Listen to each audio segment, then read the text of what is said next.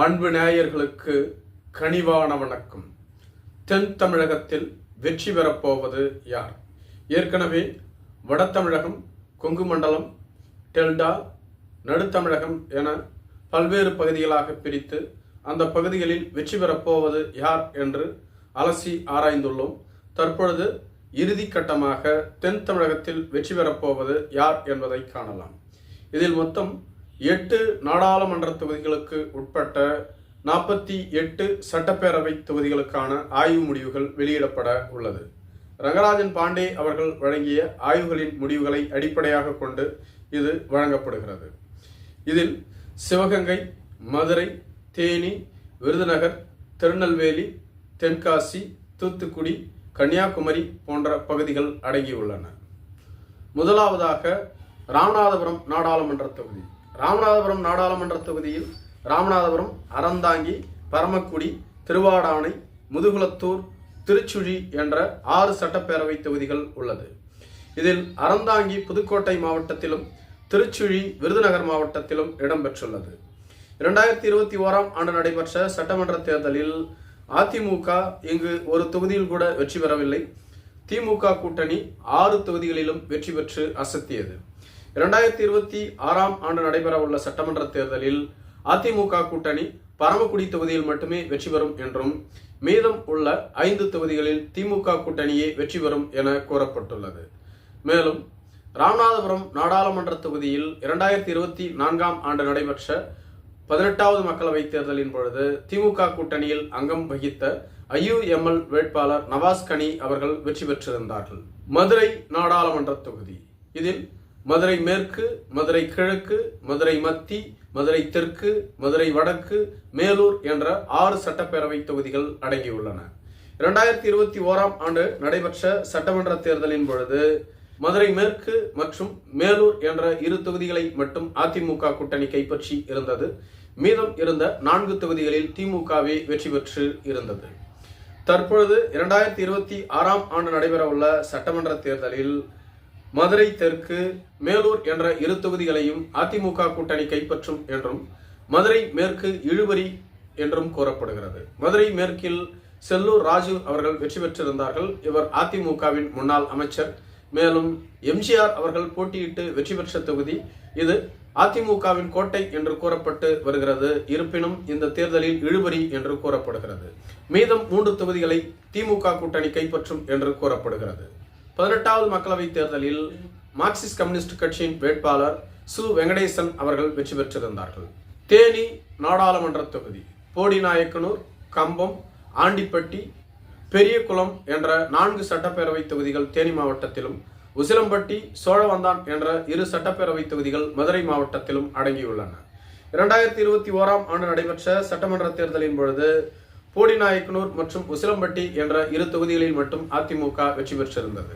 போடிநாயக்கனூரில் முன்னாள் முதலமைச்சர் ஓ பன்னீர்செல்வம் அவர்கள் போட்டியிட்டு வெற்றி பெற்றிருந்தார்கள். அவர் தற்பொழுது அதிமுகவிலிருந்து வெளியேறி தனி அணியாக செயல்பட்டு வருகிறார். மீதம் 4 தொகுதிகளை திமுக கூட்டணி கைப்பற்றி இருந்தது.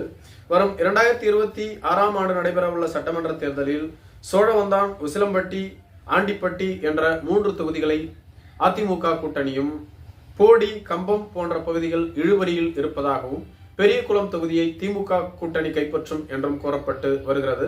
18வது மக்களவைத் தேர்தலில் திமுக வேட்பாளர் தங்க தமிழ்ச்செல்வன் அவர்கள் வெற்றி பெற்றிருந்தார்கள். விருதுநகர் நாடாளுமன்ற தொகுதி. விருதுநகர், சிவகாசி, அருப்புக்கோட்டை, திருப்பரங்குன்றம், திருமங்கலம் என்ற 6 சட்டப்பேரவை தொகுதிகளில் திருமங்கலம், திருப்பரங்குன்றம் என்ற 2 சட்டப்பேரவை தொகுதிகள் மதுரை மாவட்டத்தில் அடங்கியுள்ளது. 2021ஆம் ஆண்டு நடைபெற்ற சட்டமன்ற தேர்தலில் திருப்பரங்குன்றம், திருமங்கலம் என்ற 2 தொகுதிகளில் மட்டுமே அதிமுக வெற்றி பெற்றிருந்தது.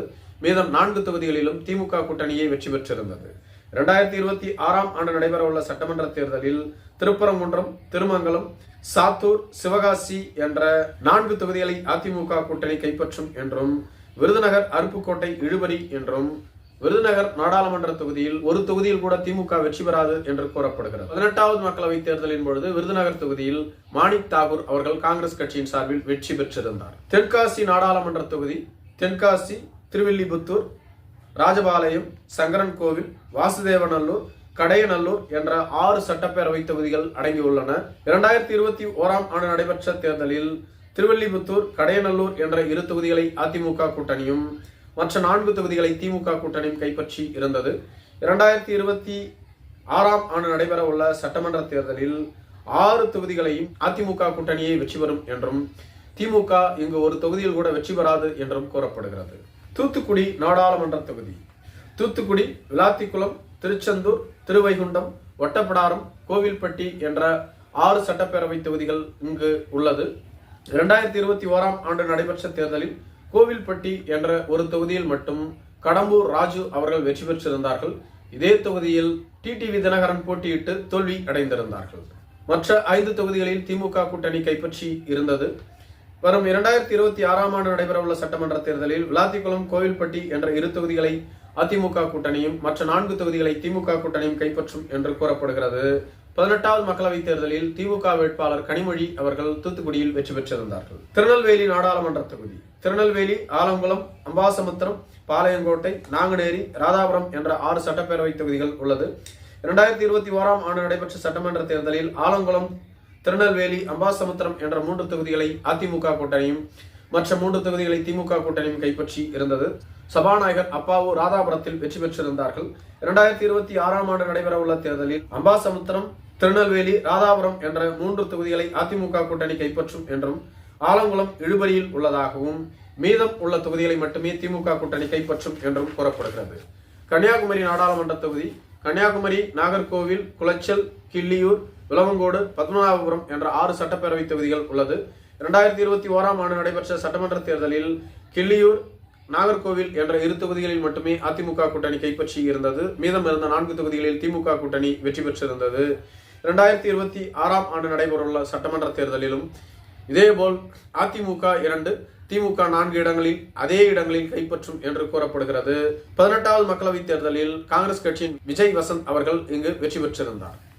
மொத்தமாக தமிழகத்தில் உள்ள 234 சட்டப்பேரவை தொகுதிகளுக்கான ஆய்வு முடிவுகளில் திமுக கூட்டணி 114 இடங்களில் வெற்றி பெறும் என்றும் அதிமுக கூட்டணி 98 இடங்களில் வெற்றி பெறும் என்றும் 22 இடங்கள் இழுபறி என்றும் கூறப்படுகிறது. இது எந்த கட்சிக்குமான தனித்த ஆய்வு கிடையாது. திமுக கூட்டணியே 114 தான் வெற்றி பெறுகிறது. இழுபறியாக உள்ள 22இல் யார் அதிகமாக கைப்பற்றுகிறார்களோ அவர்கள் வெற்றி பெறுவதற்கு அதிகமான வாய்ப்புள்ளது. இது திமுகவிற்கே அதிக வாய்ப்புள்ளதாக கூறப்படுகிறது. நன்றி.